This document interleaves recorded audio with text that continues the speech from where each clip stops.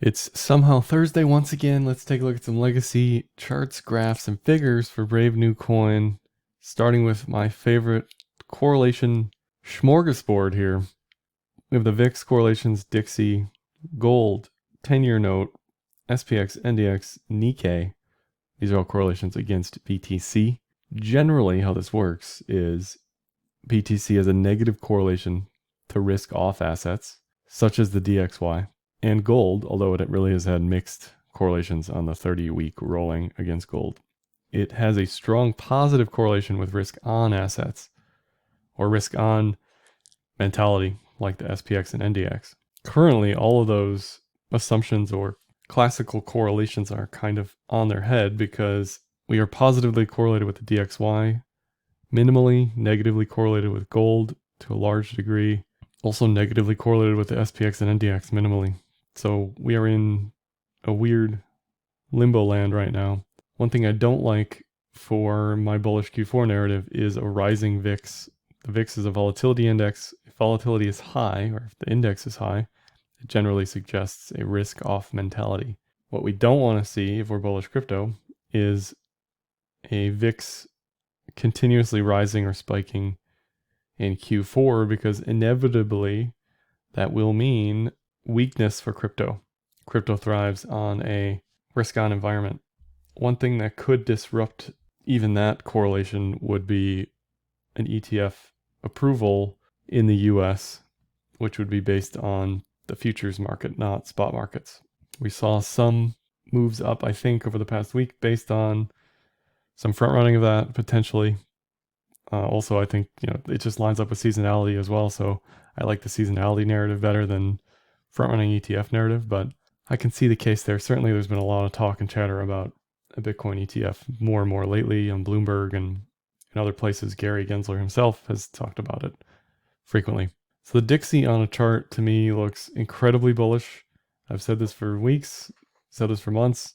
It was setting up for this slow motion inverted head and shoulders, triple bottom, whatever you want to call it. It was setting up for a bullish TK cross below the cloud, which is a short close signal or a momentum shift signal. Currently it's in the cloud, and I would trade this as an edge-to-edge trade to 96 plus. The problem here with that is the Kijun is still pretty far down, the red line here. And generally when you get these edge-to-edge trades, you want the averages close with price. Because at this point, your stop loss is either the other end of the cloud, this end of the cloud, at around 93.5, or the Kijun, and that's just a massive risk-reward disparity there. So ideally, I don't think this is going to happen, but ideally DXY pulls back into Q4, the Kijun catches up, and then it makes a run in Q1 2022. We sell off in crypto as we typically do in Q1 for tax purposes and whatever else, and everything's right and merry in crypto land. DXY is a 62% index against the euro, and the euro is looking quite weak with a bearish TK cross below the cloud. I don't have a chart for that, but it looks bad. So that looks awful, which means DXY should continue to show some strength here. Gold on the weekly cloud. I'm using crypto settings just in case some people ask me about that. I'm kind of too lazy to switch them back and forth. To me, it doesn't make that much of a difference. I know what I'm looking at, what I see. For some of the timing stuff, like this might look different on the non-crypto adjusted settings or the traditional settings. Whatever settings you use, it may look slightly different, but the concept is still the same. So to see gold, it attempted this inverted head and shoulders that it looks like it's trying to fail now. It's in the cloud. There's no momentum here. There's nothing, which is good if you are expecting risk on stuff. The moment this flips bullish on the cloud, the moment the TK cross is bullish on the weekly again, which may not be until Q1. Ideally it isn't. Ideally all this stuff lines up. DXY is bullish Q1, gold's bullish Q1, crypto's mega bearish Q1. That's fine. I'm all fine with that. What we don't want is a bullish gold anything in Q4. So hopefully this can stay sideways, stay tamped down until Q1. Right now it just looks momentumless, nothing to me. Silver's continued to take a downward spiral, probably reaching for the 200-week moving average, as well as the cloud flat Kumode here. It had a chance. It had this multi-year white coffee and accumulation setup, just textbook. Broke out, ascending triangle, again, textbook markup phase, and then just dumped. I'm still holding whatever I have. I don't really care, but trend-wise, it told you weeks ago to get out of this thing. So it's no surprise that this continues to just slowly melt lower, lower, lower. I like 20 as far as the target for the lows here. If it breaks below this 200-week moving average, that's real ugly, because then it's potentially setting itself up for another multi-year accumulation party. SPX on the weekly continues to scream, continues to post a TK disequilibrium, continues to be infinity far away from the 200-week moving average. If this yearly pivot breaks, it's going to the Kijun. It's probably going to the 200-week. It's probably going to the yearly pivot, which is much farther down from here. The question is, when does that happen? I don't know. I don't know when that happens, but maybe we're all just in fake fantasy pretend land, and this thing just goes higher every day for the rest of our lives. I don't know, but it looks like it's setting up for a mean reversion. Hopefully that doesn't happen until Q1. That way crypto can do its thing in Q4. NDX looks a little less mean reversion-y. The momentum is slower up here relative to SPX.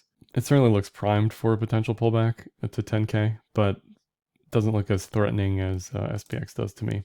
GME on the 4 hour, I'm watching the meme stonks and Robinhood just to see what retail's up to. 4 hour looks bearish, has looked bearish for a couple days now on the cloud. This would have to get above 195 really, and for this thing to get going again, I think. Much like it had a little move here in May above the cloud.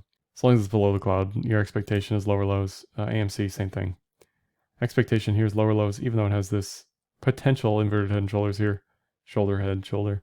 Until this is above 40, 45, you know, the expectation is bearishness. That's just how the trends work. And VBBY, absolute dumpster fire. RSI, absolute bottom of the barrel scraping here. It is an excellent case for 200-day moving average, because the moment this thing was finally below the 200-day moving average, it gave you plenty of time and opportunity to get out. So that was a gift to anybody still in. It's also below the cloud. So this is why I use what I use. When things are above the cloud and the 200, it's bullish. When things are below the cloud and the 200, it's bearish. You know, it's just that simple. There's really nothing else to it. And this thing still looks super mega bear.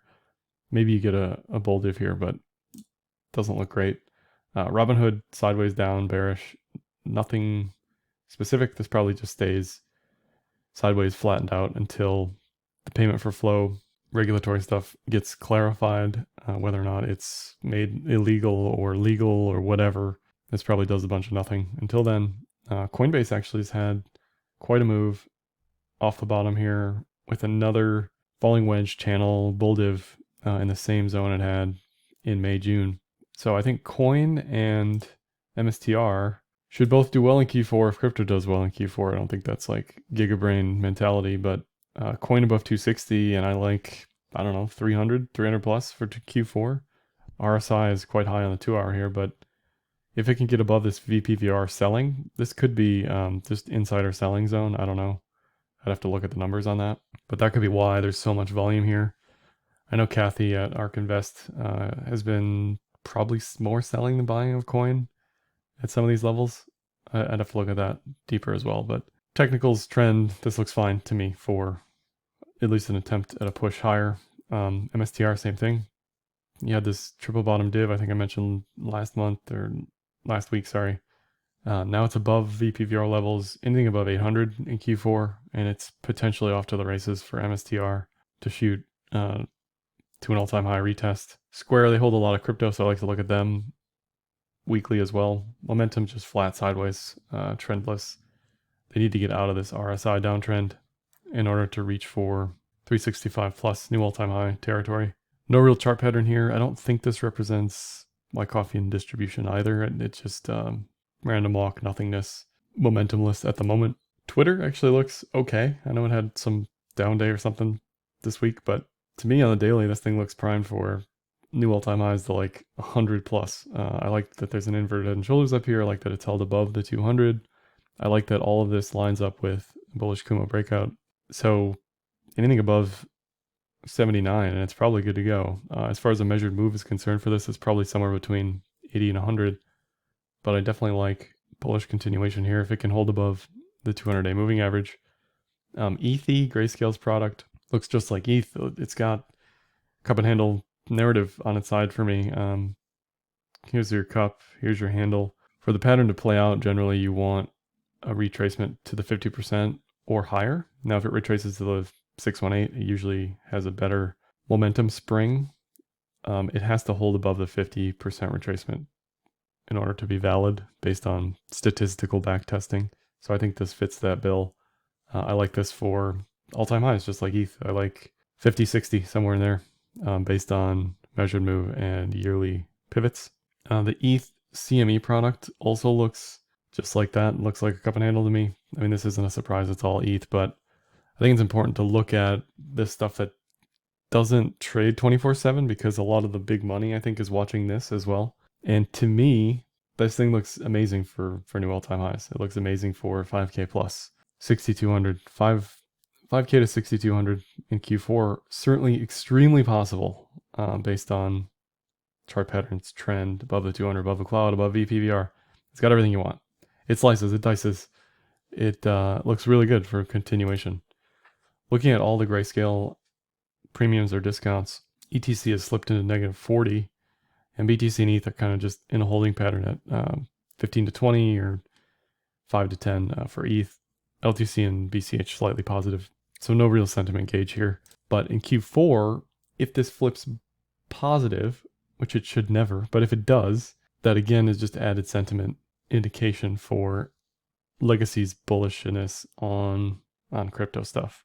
Especially if the BTC ETF gets bullish or gets approved, it'll be interesting to see what happens to the premium here because the GBTC ETF conversion probably won't happen initially. So it'll be interesting to see if money floods out of this product and this goes deeper negative, or people start to pile into this at the discount, assuming it flips positive, assuming you get a conversion eventually.